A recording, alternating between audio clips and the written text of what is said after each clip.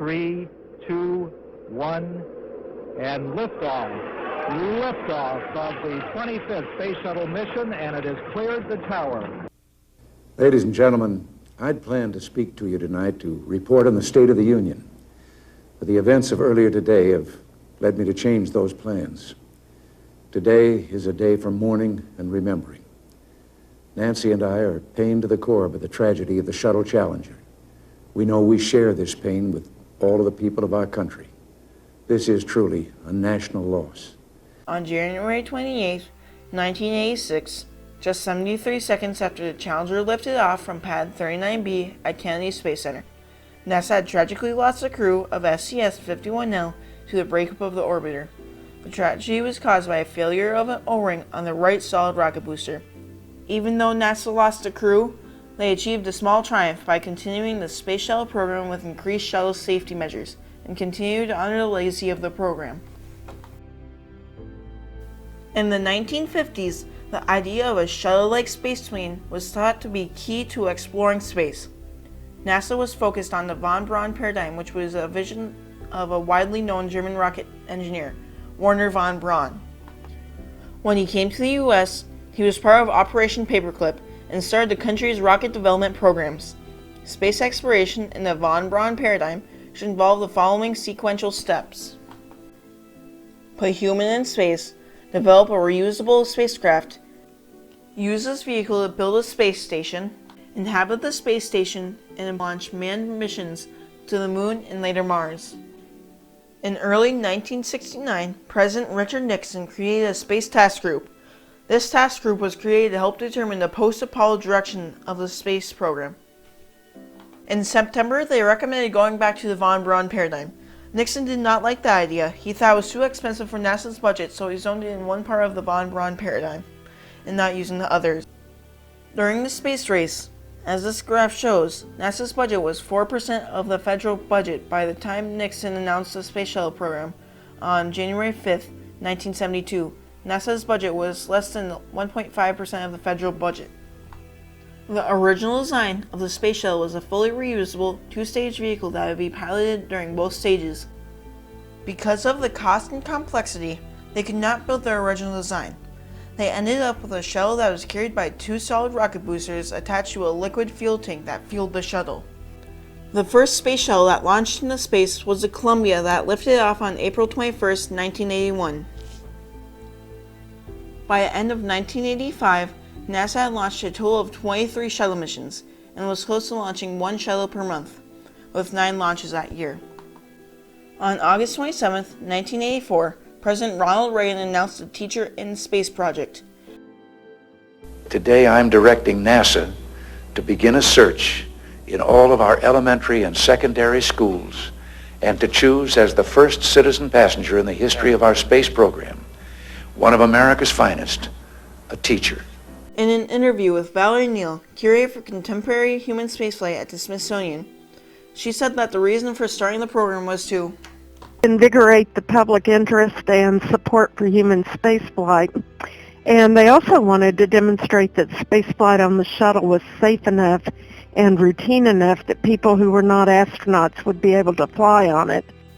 On July 19, 1985, teacher Kristen McAuliffe was selected from more than 11,000 applicants to be the first teacher in space. STS-51L was the mission she was selected for. The launch of STS-51L, originally scheduled for January 22nd, was moved out 6 days because of delays with the previous shuttle mission, bad weather, scheduling, mechanical and hardware issues. The night before the launch, Central Florida was hit by a severe cold snap, dropping the temperature to 36 degrees and leaving thick ice on the launch pad. On January 28th, the Shuttle Challenger was finally set off for liftoff at 11:38 a.m., but that wasn't the end of the issues that plagued this mission. Photographs of the liftoff showed a wisp of smoke coming from the backfield joint on the right solid rocket booster. The material coming from the joint indicated a bad seal. At 64.66 seconds into the flight, the color and shape of the smoke changed, indicating that the flame from the booster had burned through the fuel tank. At 73 seconds into the flight, and at an altitude of 1,400 meters, Mission Control communicated to Challenger, "Go with throttle up." Seconds after that communication, the Challenger broke apart. The last transmission heard from the shuttle was from Michael J. Smith, saying, "Uh-oh." For the next hour, parts of the shuttle fell from the sky. Because of the Teacher in Space project, classrooms across America were broadcasting the launch of STS-51L. The mental impact of the Challenger disaster on children watching became a concern of child health experts. The concern was that children would start to experience fear and anxiety about their parents, teachers, or themselves after seeing the death of teacher Krista McAuliffe. America grieved the loss of the crew and asked how something like this could happen. On February 3, 1986, President Ronald Reagan announced the creation of a presidential commission to investigate the cause of the disaster. So I am today announcing the formation of a presidential commission on the Space Shuttle Challenger's accident. The commission will review the circumstances surrounding the accident, determine the probable cause or causes, and develop recommendations for corrective action. William P. Rogers, former Secretary of State and former Attorney General, will serve as chairman of the commission, and Neil Armstrong, former astronaut, will serve as its vice chairman. In addition to William Rogers and Neil Armstrong, astronaut Sally Ride, test pilot Chuck Yeager, and physicist Richard Feynman were appointed to the commission. Hours and days after the tragedy, the media and even NASA had reported that the Challenger had exploded. After reviewing debris, photographs, and remote data, the commission determined that the shuttle did not explode, but instead broke apart after experiencing a series of catastrophic events. On June 9, 1986, the commission submitted their findings and their recommendations to make sure there would be a safe return to flight. Their 9 recommendations were as follows. The impact of the disaster is long-lived, as today most people still remember where they were when they saw or heard about the tragedy. I remember I was in high school and the teacher had it on the TV so everyone could watch, and we were watching it and it was just like it happened and everyone's like silent and like, oh, just kind of in shock.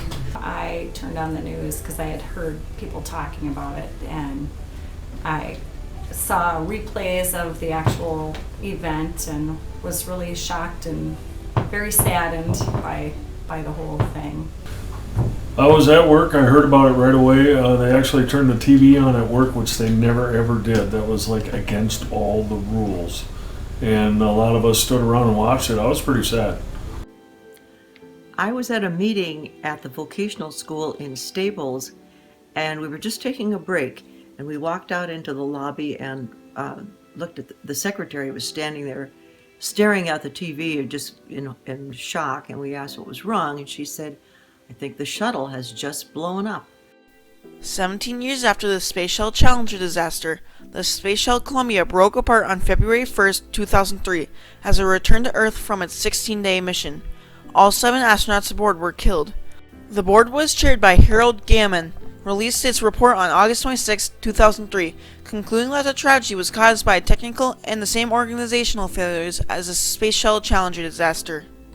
The cultural cause was exactly the same, in that it had to do with people becoming more tolerant of deviations from what was expected.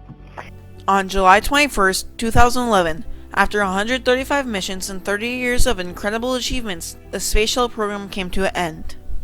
Today, NASA relies on the Russian Soyuz rocket in order to send crews up to the ISS, but soon NASA will rely on commercial human spaceflights for low Earth orbit flights. NASA is also working on the Orion capsule in the Space Launch System in order to go beyond low Earth orbit. On September 29, 1988, a small triumph was earned when the Space Shuttle returned to flight almost 3 years after the Challenger tragedy.